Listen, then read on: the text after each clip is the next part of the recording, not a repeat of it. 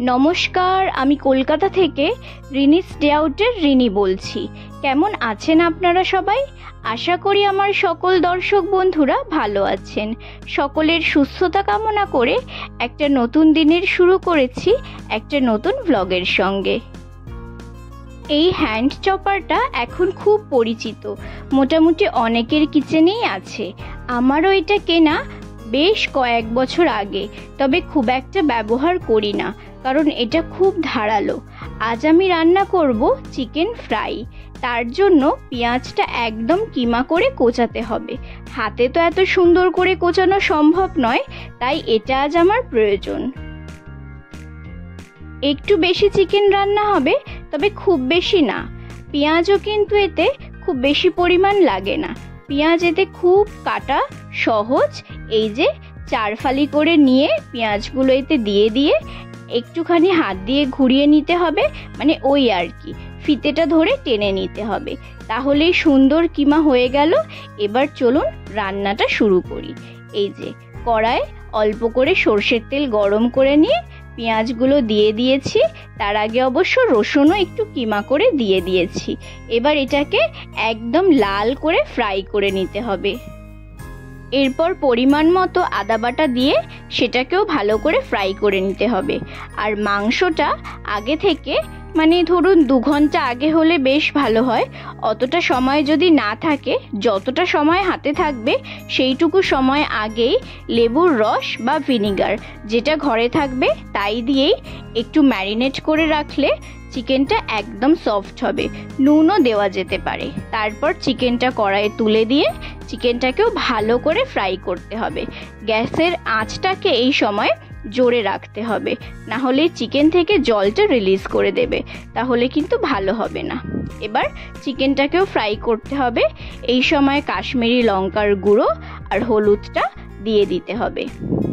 চিকেনটাকে ভালো করে ভাজতে হবে। গ্যাসের ঢাকাটা দিয়ে দিলাম। এই রান্নায় ঝালের জন্য আমি ব্যবহার করছি কাঁচা লঙ্কা। আর এই রান্নায় একটা সিক্রেট মশলা দিতে হয়, মানে যেটা হচ্ছে চিকেন ফ্রাইয়ের মশলা, সেটাও আমি তৈরিটা দেখিয়ে দেব। একটা শুকনো প্যানের মধ্যে 4টে শুকনো লঙ্কা, একটা দারচিনির স্টিক, 4টে এলাচ, 4টে লবঙ্গ দিয়ে নিতে হবে। আর একটা আমি জায়ফল দিইনি, একটা জয়িত্রী দিয়েছি। আর দিয়েছি গোটা ধনে হাফ চামচ।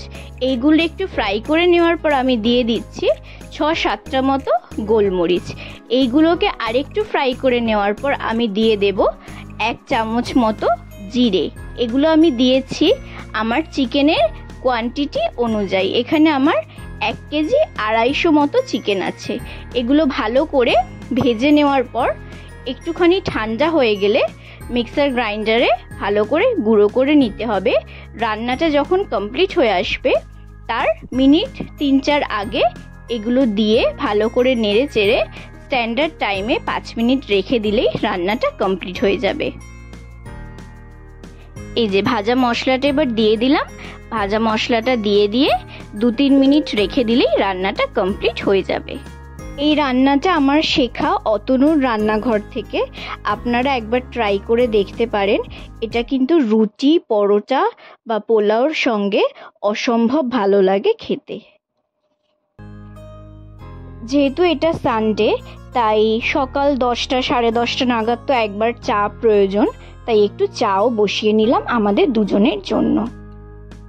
চা খেতে খেতে ডিসাইড করলাম যে আজকেই আমি আমার ড্রেসিং টেবিলটাকে একদম সুন্দর করে অর্গানাইজ করে নেব।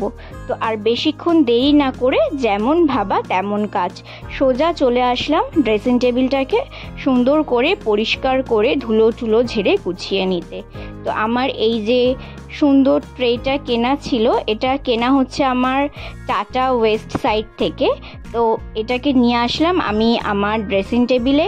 এর ওপরে যত আমার লিপস্টিক অর্গানাইজারগুলো ছিল সেগুলোকে সুন্দর করে রাখলাম। আর হোম সেন্টার থেকে কেনা আমার এই মেকআপ অর্গানাইজারের ভেতর আমার এই মেকআপ ব্রাশগুলোকে রাখলাম, রেখে সুন্দর করে একটুখানি এটাকে গুছিয়ে নিলাম।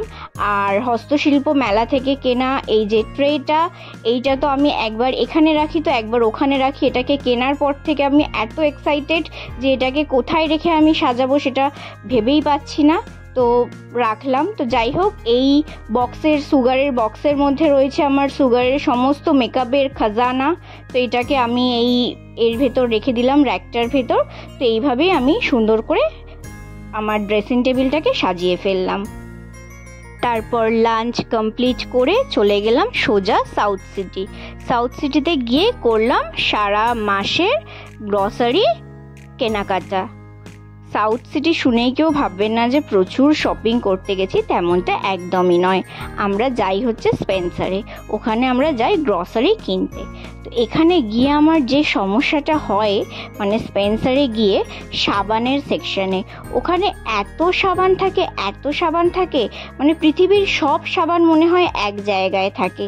আর ওখানে যাওয়ার পর আমি এত সাবান একসাথে দেখি, মানে কোন সাবানটা কিনবো তারপর ডিসাইড করতে পারি না। মানে সাবান সিলেকশন করতে গিয়ে আমার 15 থেকে 20 মিনিট সময় ওখানেই চলে যায়। তো যাই হোক, এইরকম আমরা ঘোরাঘুরি করে মোটামুটি দেখে শুনে কেনাকাটা করলাম। তো করে একটুখানি চা খেলাম।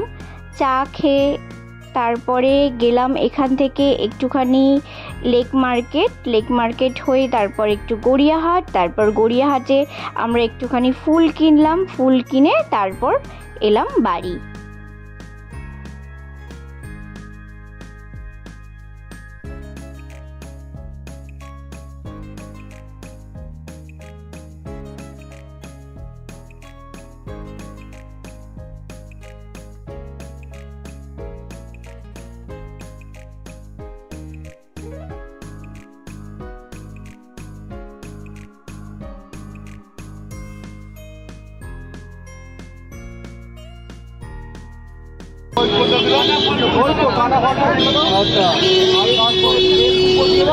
একটু বেলপাতা একটু দুপো দাও, টাকাটা তুলো।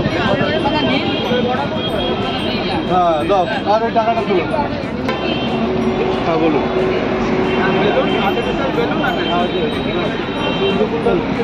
325 হলে দেয় না, এই দুটোই নিলাম। 325 দে না। তোমার এই বড় গাছগুলো কত করে? 220 টাকা দিয়ে দে। নিলে কত করে হবে? 150 করেই হবে। সব 150 করে তুই বলিস না তো। ও কিন্তু ভালো ছেলে, অনেক দাম কমিয়েছে।